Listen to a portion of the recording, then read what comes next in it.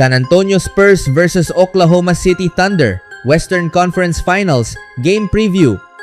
Matapos ang dominanteng panalo ng San Antonio laban sa Minnesota Timberwolves ngayong araw, opisyal nang nakapasok ang Spurs sa Western Conference Finals matapos nilang kunin ang serye sa pamamagitan ng 4-2 na panalo. Sa susunod na round, makakaharap nila ang Oklahoma City Thunder sa isang matchup na marami ang naniniwalang magiging isa sa pinakamalaki, pinaka-intense at pinakahihintay na serye sa NBA sa mga nakaraang taon. Para sa maraming basketball fans at analysts, ang seryeng ito ay parang tunay ng NBA Finals bago pa man magsimula ang aktual na championship round. Sa tingin ng marami, kung sino man ang mananalo sa pagitan ng Spurs at Thunder ay magiging malinaw na paborito upang manalo ng NBA Championship kahit sino pa ang manggaling sa Eastern Conference. Sa East, nakapasok na ang New York Knicks sa Eastern Conference Finals matapos ang kanilang matinding playoff run. Samantala, patuloy pa ring naglalaban ang Cleveland Cavaliers at Detroit Pistons sa isang do-or-die Game 7 upang malaman kung sino ang magkakaroon ng pagkakataong harapin ang Knicks para sa pwesto sa NBA Finals. Ngunit kahit gaano pa kalakas ang mga teams sa Eastern Conference, tila nasa Western Conference pa rin ang sentro ng atensyon ng buong basketball world. Ang dahilan nito ay hindi lamang dahil sa talento ng Spurs at OKC, kundi dahil parehong mukhang nakatakdang mangibabaw ang dalawang prangkisa sa NBA sa susunod na 5 hanggang 10 taon. Isa sa mga pinakamalaking dahilan kung bakit napaka-espesyal ng Spurs ay ang kanilang kabataan. Sa kabila ng pagiging isa sa pinakabatang team sa liga, nagawa nilang makarating agad sa puntong ito dahil sa pambihirang talento ng kanilang young core. Pinangungunahan ito ni Victor Wembanyama, na patuloy na pinatutunayan kung bakit siya itinuturing na isa sa pinakaimportanteng batang player sa kasaysayan ng NBA. Sa kanyang kakaibang kombinasyon ng taas, depensa, shooting, ball handling, at basketball IQ, tila wala talagang katulad si Wembanyama sa modernong basketball. Sa bawat laro nila, malinaw na siya ang sentro ng kanilang sistema. Hindi lamang siya dominanteng scorer, kundi isa rin siyang elite rim protector at playmaker. Maraming eksperto ang naniniwalang may potensyal siyang maging mukha ng NBA sa susunod na dekada. Sa murang edad pa lamang, nagpapakita na siya ng maturity at composure na bihirang makita sa isang batang superstar. Ngunit hindi lamang si Wembanyama ang dahilan kung bakit napakalakas ng San Antonio. Kasama niya sina Stephon Castle at Dylan Harper, dalawang batang player na mabilis ding nagiging pundasyon ng team. Si Castle ay kilala sa kanyang depensa, athleticism at kakayahang mag-control ng laro bilang guard, habang si Harper naman ay isa sa mga pinaka-promising young scorers sa liga na may kakayahang umiscore mula sa kahit anong bahagi ng court. Ang nakakatakot para sa ibang teams ay hindi pa naaabot ng Spurs ang kanilang buong potensyal. Napakabata pa ng kanilang core at marami pa silang oras para mas humusay at mas mag-develop bilang isang grupo.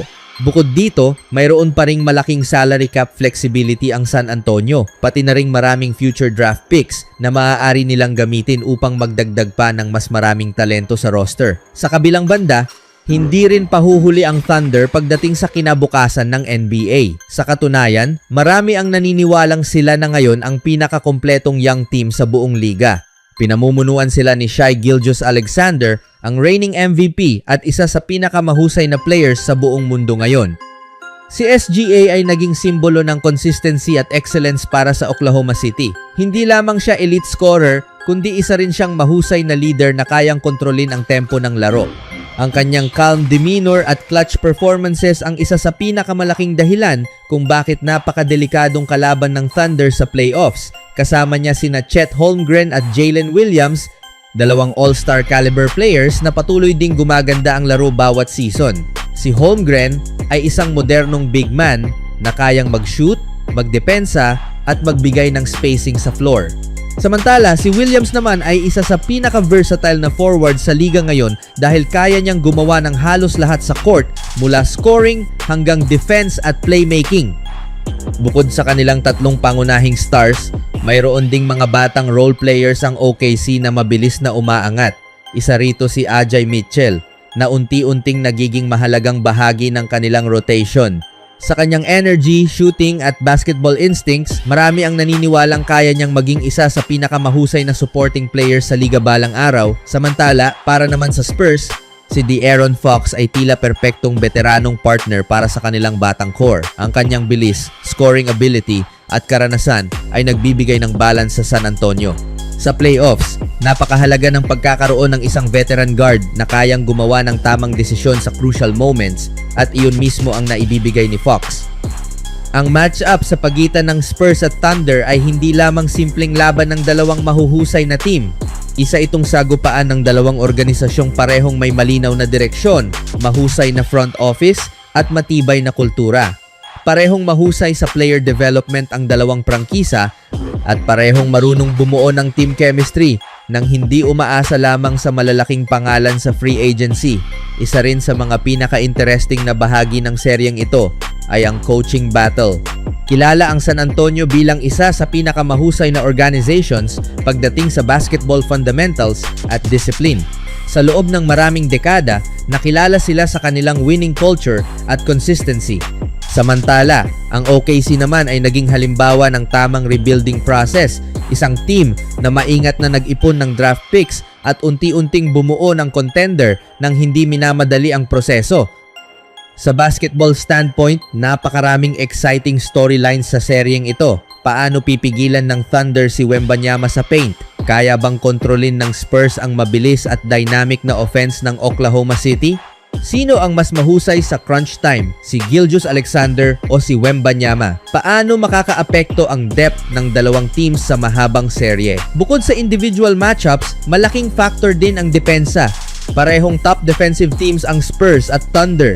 Ang haba, athleticism at versatility ng kanilang lineups ay nagbibigay sa kanila ng kakayahang mag-switch sa halos lahat ng defensive assignments. Dahil dito, inaasahang magiging mabagal, pisikal, at punong-puno ng adjustments ang serye. Ngunit higit sa lahat, ang seryeng ito ay maaaring maging simula ng bagong era sa NBA. Sa loob ng mahabang panahon, ang liga ay pinangunahan ng mga veteranong superstar tulad nina LeBron James, Stephen Curry at Kevin Durant. Ngunit habang papalapit na sa dulo ng kanilang mga career ang mga alamat na ito, malinaw na may bagong henerasyon ng handang pumalit. At sa kasalukuyan, tila ang Spurs at Thunder ang dalawang team na pinakamalinaw na simbolo ng bagong panahong iyon. Sa maraming paraan, ang matchup na ito ay maaaring maging katulad ng mga classic rivalries noon, tulad ng Lakers at Celtics, Bulls at Pistons, o Warriors at Cavaliers. Dalawang batang powerhouse na parehong gutom manalo, parehong puno ng talento, at parehong may kakayahang magtayo ng dinastiya sa loob ng maraming taon. Kaya naman hindi nakapagtatakang marami ang nagsasabing ito na ang pinakamahalagang serye sa NBA ngayon.